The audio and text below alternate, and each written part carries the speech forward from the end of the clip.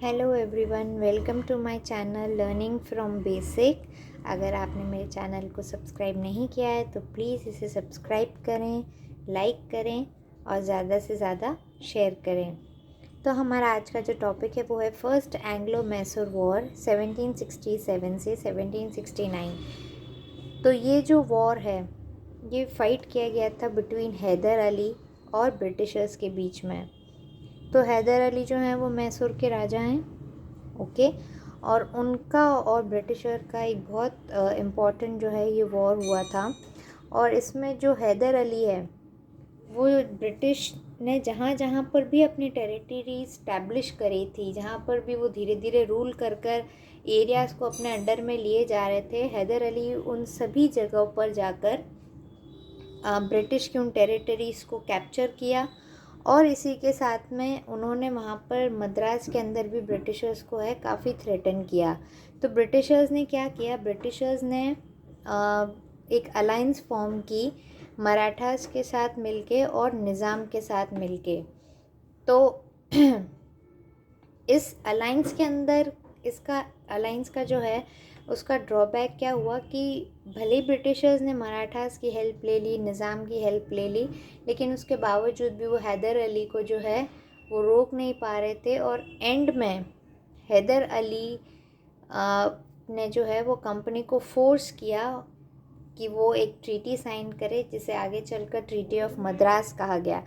तो क्या थी ये treaty of Madras? Treaty of Madras जो थी वो हैदर अली और ब्रिटिशर्स के बीच में एक साइन किया गया अग्रीमेंट था।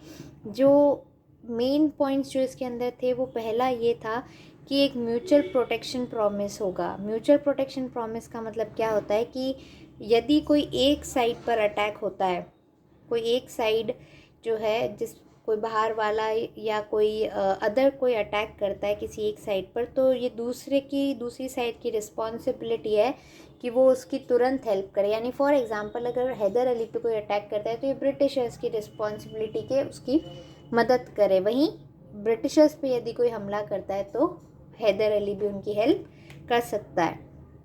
तो इसको हम डिफेंसिव अलायंस भी कहते हैं, यानी मदद के लिए दूसरे पार्ट की भी पहले पार्ट को मदद देना। दूसरा इसके अंदर था कि जितने भी कैप्चर्ड एरियाज़ हैं उन्हें रिटर्न किया जाए। और तीसरा जो वॉर है हैदर अली के बीच में और ब्रिटिशर्स के बीच में उसका एंड किया जाए। अब इसी कड़ी में फर्स्ट एंग्लो मैसूर वॉर में ब्रिटिशर्स ने जैसे तैसे वो हार तो एक्सेप्ट कर ली, लेकिन सेकेंड एंग्लो मैसूर जो वॉर है उसमें ब्रिटिशर्स के अंदर कहीं ना कहीं हैदर अली को लेकर जो गुस्सा था, जो खुन्नस थी, वो अब ख़त्म नहीं हुई थी। तो उन्होंने अपनी जो ट्रीटी है उसको एक्सेप्ट नहीं किया और उस हैदर अली के साथ में उन्होंने चीट किया।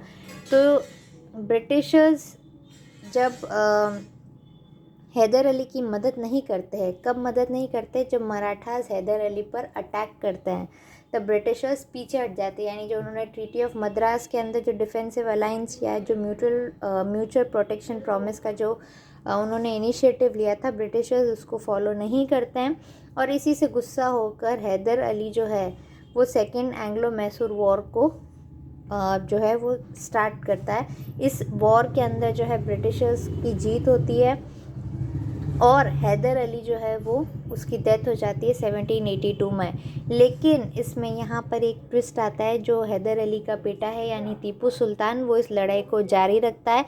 और ब्रिटिशर्स को देखिए, इस वॉर के अंदर ब्रिटिशर्स की जीत हैदर अली के साथ तो हुई है, लेकिन टीपू सुल्तान के साथ उनकी जीत नहीं हुई है। तो टीपू सुल्तान ब्रिटिशर्स के साथ में एक ट्रीटी ऑफ मैंगलोर साइन करते हैं। इसी दौरान थर्ड एंग्लो मैसूर वॉर होता है, जब टीपू सुल्तान जो है वो अटैक करता है त्रवणकोर में, जो कि एले होता है ब्रिटिशर्स का।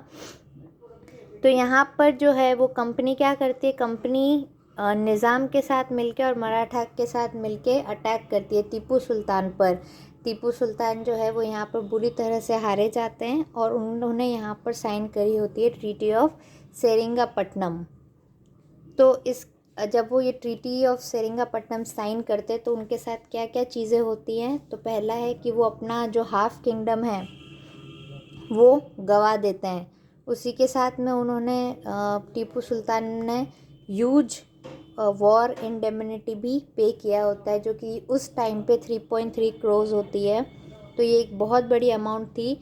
हारे तो हारे, लेकिन इतना बुरी तरह से हारे कि अपना आधा राज्य भी ब्रिटिशर्स को देना पड़ा। ऊपर से उनके खिलाफ वॉर जो किया उसकी पेनल्टी भी पे करनी पड़ी। और इसी के साथ में उन्होंने टीपू सुल्तान के 2 बेटों को अपने बंदी बना लिया था, उनको होस्टेज बना लिया था। तो यानी थर्ड एंग्लो मैसूर वॉर में काफ़ी ज़्यादा लॉस हुआ था मैसूर के राजा टीपू सुल्तान को। नेक्स्ट हम बात करते हैं फोर्थ एंग्लो मैसूर वॉर में, जो कि हुआ था 1799 में। तो ये था Tipu Sultan versus Lord Wellesley. तो यहाँ पर टीपू सुल्तान जो है वो बहुत बहादुरी के साथ लड़ते हुए शहीद हो जाते हैं 4 मई 1799 को। और मैसूर से जुड़े अदर एरियाज़ भी अब ब्रिटिश के अंडर में आ चुके थे। और इसके अंदर क्या हुआ था कि यहाँ पर अब जो मैसूर की स्वतंत्रता है वो भी छीन ली गई थी। नेक्स्ट वीडियो में हम बात करेंगे ट्रीटी ऑफ बेसिन में। Thank you. और प्लीज़ मेरे चैनल को सब्सक्राइब करें, शेयर करें और लाइक करें और जुड़े रहें मेरे चैनल से, ताकि आपको मिलती रहे knowledgeable videos related to every competition you are preparing for. Thank you.